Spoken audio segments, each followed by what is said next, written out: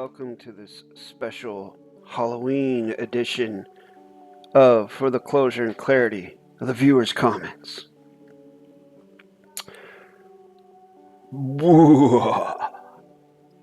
First comment comes from Hunter Gatherer 4223, and they say, Russell is a con man. The only people who know who is are you grammar nerds.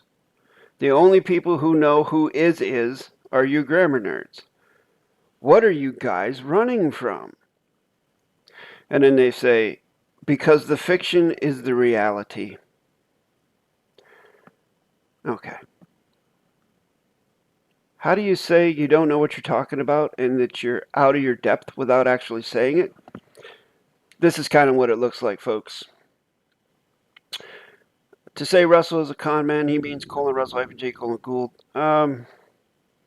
I mean, that's his opinion or her opinion, hunter-gatherer. I don't know if that's male or female. Don't want to misgender anybody. I think they mean when they say the only people who know who is, I think they meant to say who he is. But again, these are people, you know, like he says or she says, grammar nerds. This coming from a person who can't even string together a complete sentence. So usually the folks who have trouble communicating will be the first people that will criticize grammar or make fun of people using the ad hominem attack, you know, grammar nerds, to try and talk down in a derogatory way to folks who do know how to communicate. You know, it's sort of like in the world of guitar playing. Okay, you'll hear folks say that they don't like to hear people play fast guitar solos because it's just wanking, and you know they prefer playing with feel and less is more. You know, they prefer David Gilmour to Yngwie Malmsteen, which I personally have that preference. But usually it's because they can't play fast. They can't play like Yngwie. That's why they decide, instead of just respecting it, they criticize it. They criticize something that they themselves cannot do. So that's kind of like what I'm guessing is happening here. Next comment comes from Teddy, and he says, he, as in Russell, came to Australia, created a freedom flag of Australia with the people that attended his workshops. He brang that flag into joinder with the correct sentence structure flag with his spire on top. There was nobody to ask the hard questions, e.g., can you make joinder with spire atop negating all contract? Edit. They were all postmasters under RJG. All right, I'm wondering if Teddy's talking about what just happened and that there's a video, like about an hour video on Russell's channel documenting some of the seminar, the workshop, or if he's talking about what happened back on March 28th of 2019. I mean, you can have two flags symbolizing contract with each other. If you have the constitutions for both of those flags and you have the authorization to do that. But with a spire on top, that means martial law. That means at war with the people. So my answer, you know, would have to be, in the context that Teddy's providing here, would have to be no. A hard no. Next comment comes from Quadruple A. Thank you for the membership. And they say, I have to apply the balance of the honor and the grace regarding the man himself, David-WYNN Miller. Imagine discovering a grammar like correct sentence structure. Okay, so Quadruple A is say imagine. Imagine discovering. So they are telling us, Quadruple A is telling us from the get-go that this is an imaginary scenario. So keep that in mind. Quadruple A is not telling us what actually happened. They're presenting a fictional, hypothetical, imaginary scenario. Kind of like The Lord of the Rings or The Chronicles of Narnia or Harry Potter. Okay? So, imagine discovering a grammar like CSS, CPSG and wanting to invite the people of the world to participate. I think they mean invite, not invade. So they're also imagining that David discovered it. Did David discover it? We don't know. Nobody really knows. Then he has to think about the words and terms he uses to communicate towards the people of the world with objective to communicate to them in a way they are able to comprehend what is being said. So he has to think about the words and terms he uses to communicate towards the people of the world. So people of the world. So we got lots of different languages. So wouldn't you, as a tutor, I've been teaching for almost a decade now, teaching quantum grammar, which there's not very many. I can count on one hand the number of people that have closure on the grammar and can actually teach it. I'm sorry, not that I can actually teach it, but they're actually teaching it. There are more than that have closure on it that could teach it. They just choose not to for whatever reason. So you'd have to be able to communicate in different languages and stuff like that, I guess. But you would communicate in as simplistic terms as possible, like Samuel Clemens once said, if you can't explain it to a 5-year-old, then you don't have closure on it. So you have to be able to explain it to a young child, someone who has an open mind, an empty cup, and has not been, I guess, jaded by misinformation. So they're totally open-minded to hear what you have to say.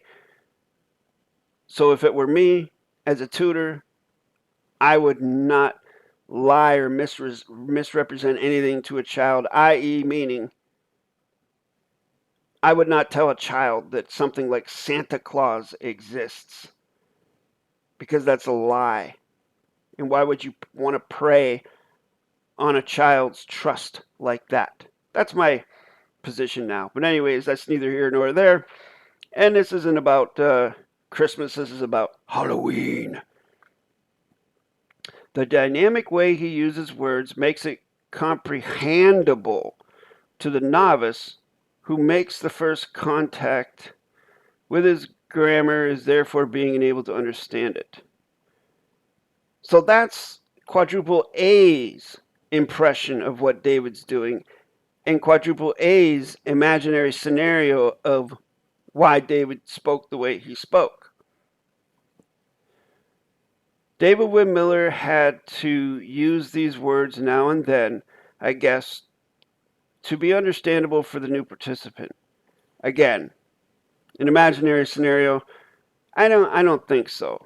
I don't agree with what quadruple A is postulating here. Because when David said he captured the flag, he literally means capture.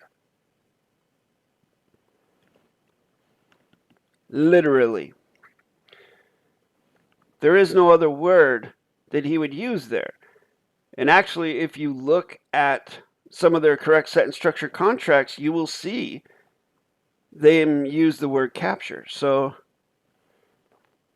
I know folks do not want to think ill of David or think that he could do anything that would be in any way, shape, or form construed in a negative fashion, because quadruple A, apparently, it seems to me, this is my impression, that he puts David up on a pedestal. But David was just a man like anybody else. An extraordinary man, for sure. Super and hyper intelligent, super hyper charismatic. I was blessed to have been in communication with him and spoken with him in the last year of his life. And I can say those things, but he's not to be put on a pedestal. I don't think any man should be put on a pedestal. And I'm not going to make any type of imaginary excuses or assumptions, especially not in this domain. Okay, because David was a self-professed 92nd degree Mason, folks. Keep that in mind. I don't know if quadruple A has that in the back of their head or not. Next comment comes from LA Stars. This is an individual that is a Russell J. Gould cult follower from way back. They used to troll my channel all the time, saying derogatory things. And I blocked them. But I remember I recently unblocked a bunch of people just to see if they'd come back out of the woodwork and open their big yaps again. And sure enough, LA Stars took the bait, and here they are. And they say, pre-Rachel, you had plenty of time to talk with Russell and clarify. And then I say, who are you, another RJG nut hugger? Okay. To address what they're saying here, pre-Rachel. They're saying that before Rachel Dara Prince came on board into the Russell J. Gould domain, that supposedly I had time to talk with Russell and clarify. LA Stars, I don't know, I don't really, honestly, I'm not even joking. I don't even know who they are, where they come from, if they're male or female, or what their deal is. What I do know is they don't have closure under grammar. They don't know the first thing about correct sentence structure, communication, parsing, syntax, grammar. They've been following Russell for a very long time, for years. And they still don't know jack shit about the grammar. So that tells you a lot about the mentality of the types of people that follow Russell J. Gould. Longtime followers like LA Stars who still don't know anything, obviously. Otherwise, you would be able to tell by the way they spoke, by the way they commented. So what they don't know, and which I did clarify in a couple videos, is that I did talk to Russell. I spoke fairly, what I would consider, I corresponded with him fairly frequently between 2017 and 2020. And I tell that story in other videos. But I'm not sure what LA Stars is talking about when they say clarify. Clarify what? What is there to clarify? There's nothing to clarify. In all of our communications, Russell has never said anything negative to me about using correct sentence structure, communication, parsing, syntax, grammar. Except that he liked my style of writing. He did tell me that. And also, he sent me a Claim of the Live Life template. And he didn't charge me anything.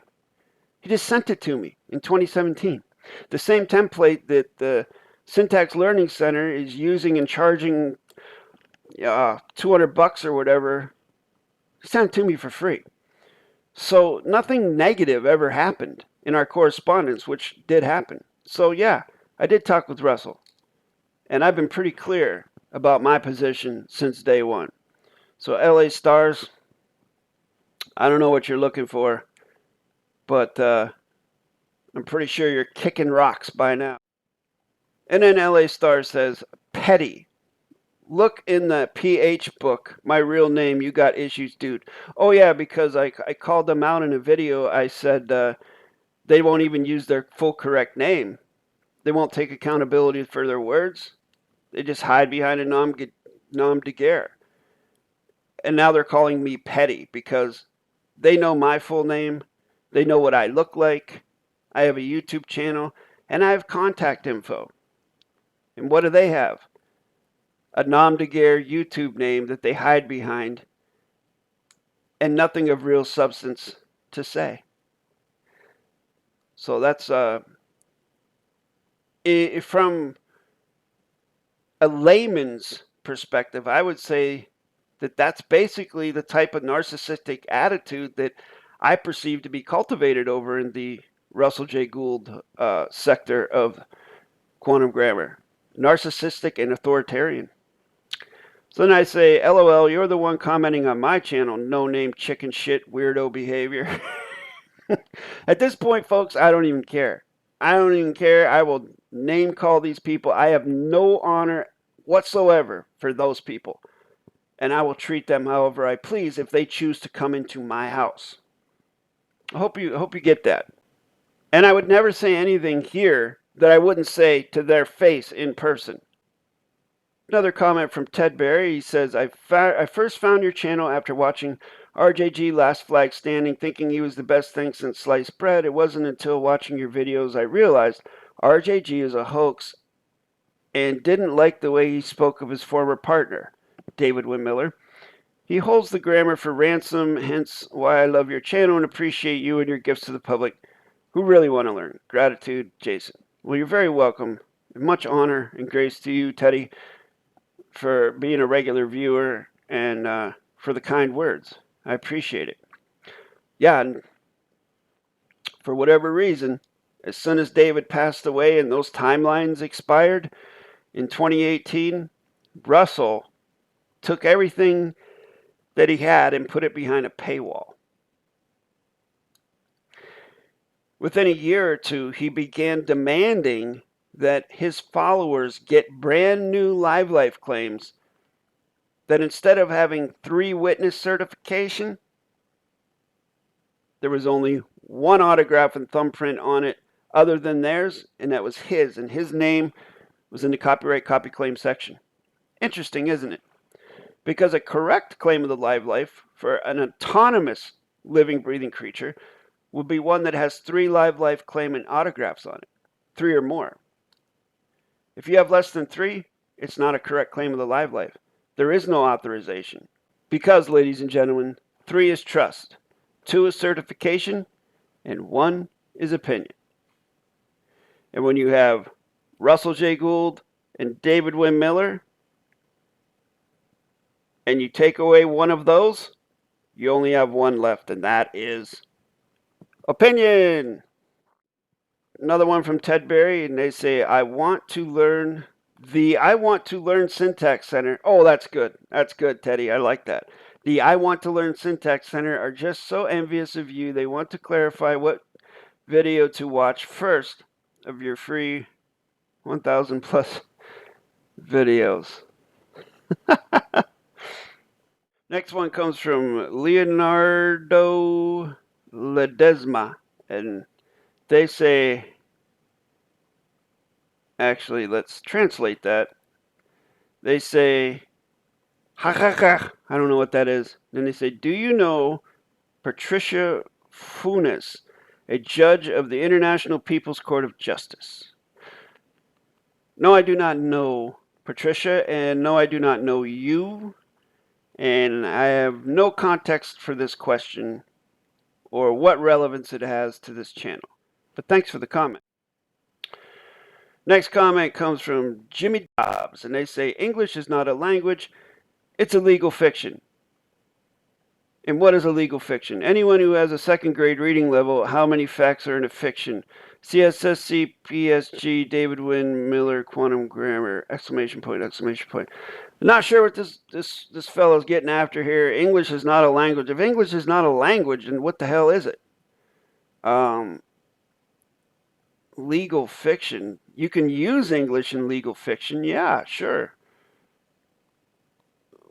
In the, but also you can use Spanish in legal fiction and German in, legal fiction.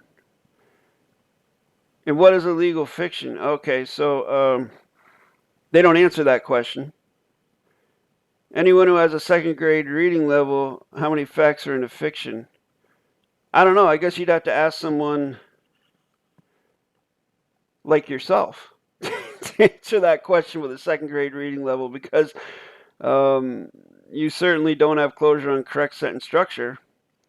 And the way you write David-WYNN Miller's name is proves it, because you got colon space, all caps David hyphen lowercase w Wynn space colon Miller full stop, which is displays a total lack of correct sentence structure knowledge. But never fear, I have syntaxed what you said there and provided a syntax key for free. My gift to you, Merry Christmas, so you can study it and maybe begin your correct sentence structure journey. Another one from Jimmy Dobbs. They say, when the phones start blowing up or burst, when the phones start blowing up or burst into fames, bugged software, you can thank Bill Gates. Remember 1995, computers blow up, computers search for it. Search it for self. Wow. people, I mean, on the internet, man, people just do not have communication skills anymore. They just don't have the capacity to make complete sentences or even use spell check. Or maybe they don't even know how to spell. I mean, like the No Child Left Behind school programs where even if someone didn't have the aptitude or flunked the test, they still pushed them through. This is the result of that, I would have to say. People that don't know how to spell and don't know how to put words together in a sentence to make comprehensive sense. So they're saying when the phones start blowing up or burst into flames, you can thank Bill Gates. No, actually, Jimmy Dobbs, you can thank yourself if you own one of those phones and it blows up on you because you chose to buy it. And if you didn't know there was a danger that it would blow up or anything like that, then you didn't read the terms and conditions and you didn't read all the information about the software and things like that. It's contingent upon us, each individual, man and woman, as an adult, to read the contract terms and conditions and then make sensible, critical choices.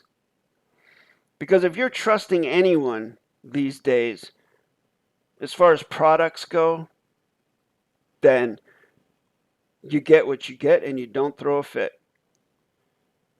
Bill Gates is not to blame for people buying products that burst into flames or that they're being surveyed or surveilled.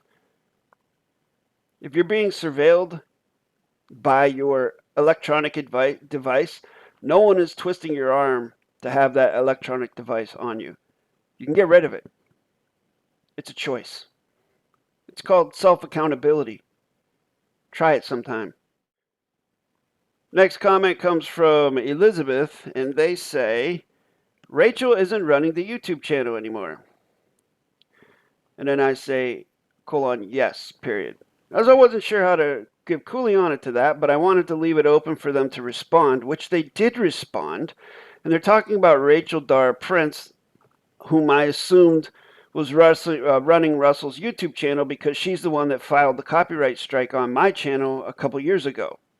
So I'm guessing, of course, assumption, presumption, but it's an educated guess that she was running his channel because she's the one that filed the strike on me. But now Elizabeth is saying that Rachel isn't running the YouTube channel. Actually, Elizabeth did respond to my yes, period comment, and she said that they're now more of a metaphysical yoga type flavor to whatever they're doing over there, which, I mean, I don't know. I thought it was funny, but then all of a sudden I couldn't find these comments, so I'm guessing that Elizabeth deleted them. Maybe she doesn't want to get in trouble with Rachel or whomever.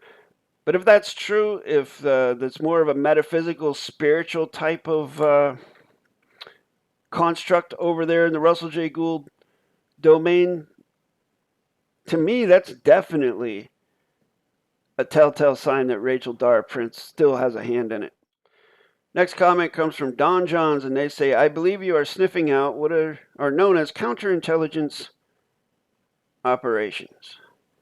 And then I say, the word counterintelligence is wild when you research the roots of the particles. So what I'm talking about is researching the particles like count, E-R-I-N-T-E-L-L, and gents, E-N-C-E. I'll leave it up to you folks to do that. Maybe I'll do a PARSE video. Leave me something in the comments if you want me to do a PARSE video on that word. But it is very interesting. Some of these words, when you really dig into them, what the particles mean separately, and then you put them all together, and it really gives you insight into the origins of these.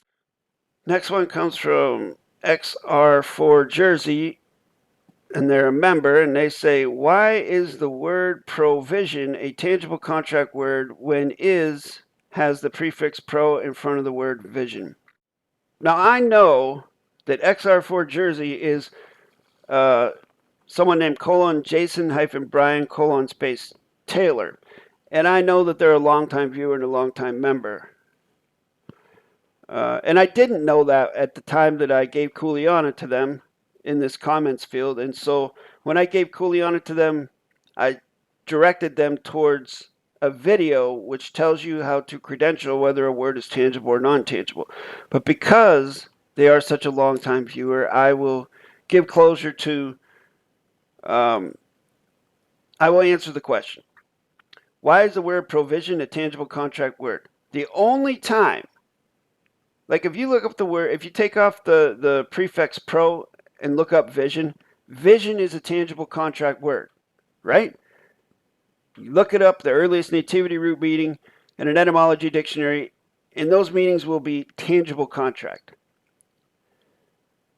You put PRO in front of it, that means no vision. But that does not negate the tangibility of the word. The only particle that kills the tangibility of a word or can modify the tangibility of a word is the suffix ly. It's the only one. And I do specific videos on that, which you can go watch, Jason, to get closure on that. But there is no prefix that can change the tangibility of a word. No prefix. And the only suffix that can do that is ly. And again, check out my syntax playlist and the PARSE playlist for closure on that. Especially the videos about tangibility and non-tangibility. I think there's 1, 2, and 3, parts 1, 2, and 3 you can check out, which I already put in the comments the first part. So that's why. Next comment comes from Teddy, and they say, great video. To think the guy who paid 1 troy ounce of gold for gobbledygook, which is 3,000 plus Aussie dollars. Yeah, I bet that guy's not too happy. Final comment comes from Don John Swagger, and they say, for the best regards of the commenter are with the livery receipt of the recipient by the query, comma space quotation, has anyone thought of using AI to translate this fictional usage into correct sentence structure, syntax, grammar? Well, for the balance of the honor and the grace, I will not syntax that adverb, verb, adjective, pronoun, fiction, babble sentence. Instead, I will rather consider what they are saying, and so that is why I responded. There is no AI capable of creating a correct sentence structure that I'm aware of. I've tried to teach it, and it cannot grasp the mechanics as yet. And then Jason Brian Taylor says, for this claimant's knowledge of the AI capacity is with the void closure of the grammar and with the correct syntax by this claimant. So, because Jason Brian Taylor is a serious student, I like to consider them as such, and they've been here for a few years, I will give some feedback on their sentence there, even though it is in brackets, which means it's not here. And I'm sure they did that because they know that if they would just put it without brackets, that I would go full blast, which is not a bad thing. I'm not picking on anybody. I'm just talking about grammar here. So first we have, for this claimant's knowledge, claimants, there would have to be an apostrophe between the T and the S to show whose knowledge, possessive knowledge, to see whose knowledge it is. Then we have AI-capacity is with the void closure of the grammar and with the correct syntax. So they're using a conjunction, and on the port side of the conjunction they have of the grammar, and then on the starboard side of the conjunction they have with the correct syntax, which is incorrect because you have to have the same positional on one side of the conjunction as the other. Incorrect sentence structure communication. So it would be of the grammar and of the correct syntax, not with the correct syntax. So because of that, now the concatenation, the sequencing is wrong because you're preceding a by this with an of this, of the grammar and of the correct syntax. And of course you could say something else like with this statement by this claimant. So we have by this claimant, you would then put a comma there and then space Jason-Brian. And then in this context, you would have to put the colon space Taylor in brackets because the positional sequencing is such that you wouldn't be able to end it on that particular position loadial phrase. But the important thing I want to put in here is read this backwards. For this claimant, of the correct syntax is with the grammar of the void closure with the AI capacity. So Jason Brian Taylor is telling us, theoretically, going backwards, that they have the correct syntax and that the AI doesn't, which I don't think that's true, Jason. I don't think you have the correct syntax. And by the way, that's a quick way to fix this sentence, if you wanted to.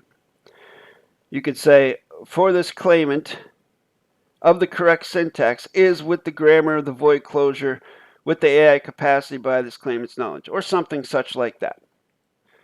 So without getting too much into it, and this video is getting a little bit long, hey Jason, you can sign up for workshops and send me an email, jasonmatthewg17@gmail.com, and apply for the workshop, and we'll get started. And you can answer some of these questions that you have and iron some of these things out. Thank you for the comment, though, and thanks everybody for watching. Woo! Happy Halloween and all that.